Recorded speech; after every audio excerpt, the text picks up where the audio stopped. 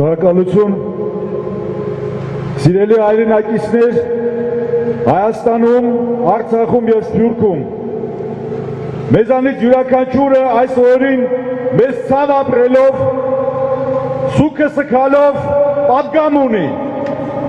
Մենք շատ լավ հասկանում ենք այս օրերի ընթացքում ինչ դավաճանական գործողություններ են տեղի ունեցել։ Ապագայում մենք նաև հնարավորություն ենք ունենալու մանրակրկիտ տեղեկացնելու ամբողջ աշխարհում, ամբողջ հայությանը, թե ինչ պետք է արվեր, ինչը եւ չի արվել։ Մոնտեն հստակ միտք է եւ պատգամ է թողել։ Սուգը հավերժ է, եթե չկա պայքար։ Այո, պայքար նաեւ խաղաղ ժամանակահատվածում։ Պայքար, որպեսզի կարողանանք բեկումնային փոփոխություններ մտցնել։ Ցավոք սրտի, շուրջ 2.5 տարի Հայաստանի Հանրապետությունում ձևավորվեց կեղծ օրակարգ։ Մեզ հայրիս, մեր երկրի քաղաքացիների շեղելով, ներկայացնելով, թե երկրի թիվ 1 խնդիրը Ստամբուլյան կոնվենցիան է, Լանզարոտն է, ամենաբարձր պաշտոնյաների մակարդակով ընտանիքի ինստիտուտն էին խալխլում, եկեղեցին էին քննադատում, պատմության հիմնախնդիրներն էին խալխլում։ Ինչ էիք ուզում սերմանել մեր ժողովրդի մեջ։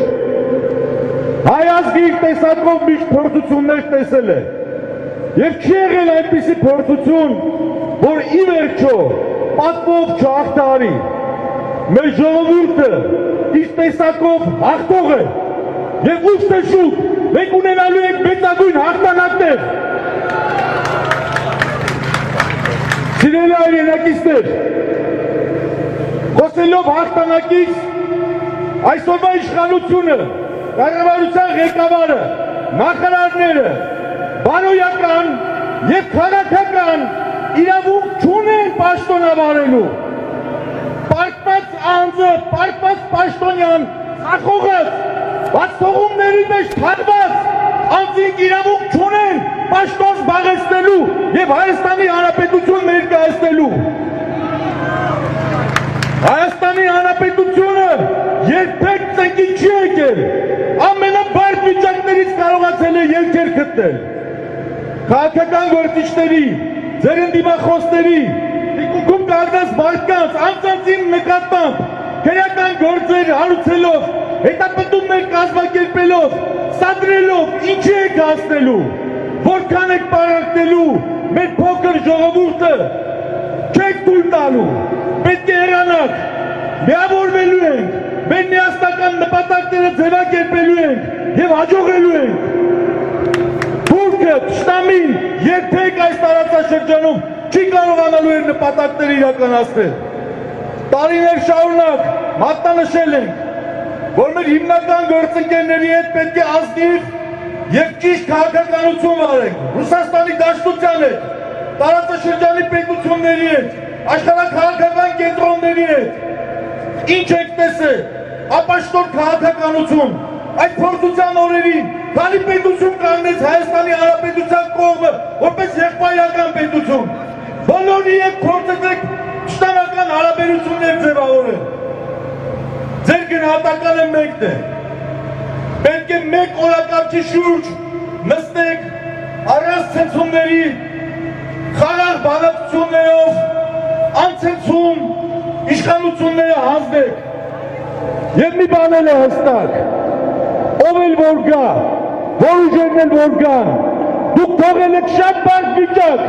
դուք եք այսօր պաշտոնի կռիվանում, դուք եք այսօր կարճել ձեր աթոռներից, այս վատ վիճակը ստեղծել եք և խորացնում եք այս վիճակը։ Տարածաշրջանում արդեն տեսնում եք թշնամի պետությունը, ինչպիսի ռետորաբանություն է զարգացնում։ Փորձում են ներկայացնել Հայաստանին, որպեսզի 50 միլիարդ ուժ վճարի։ Որն է մեր դիվանագիտական պատասխանը, որ սերունդերին եք թողնելու, թե թողնելու եք փախտեք ձեզ բնորոշ զորով։ Դու չեք տալու։ Հայաստանի Հանրապետությունից ոչ մի պատասխանատու պաշտոնյա չի կարողանալու փախնել։ Բոլորը կրկնում են, բոլորը, ով մեղավոր է եղել, պատասխան է տալու։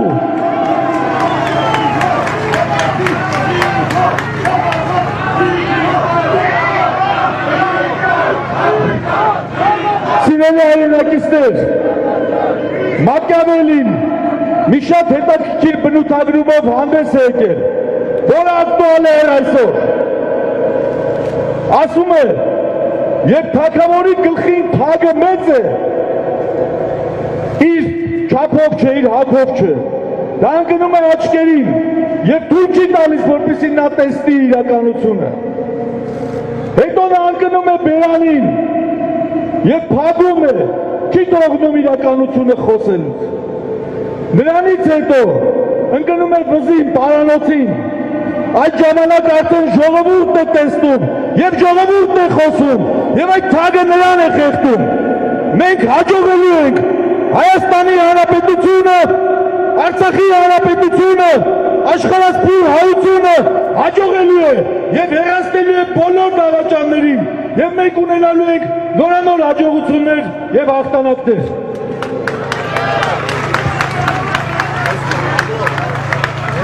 Սիրելի հայրենակիցներ,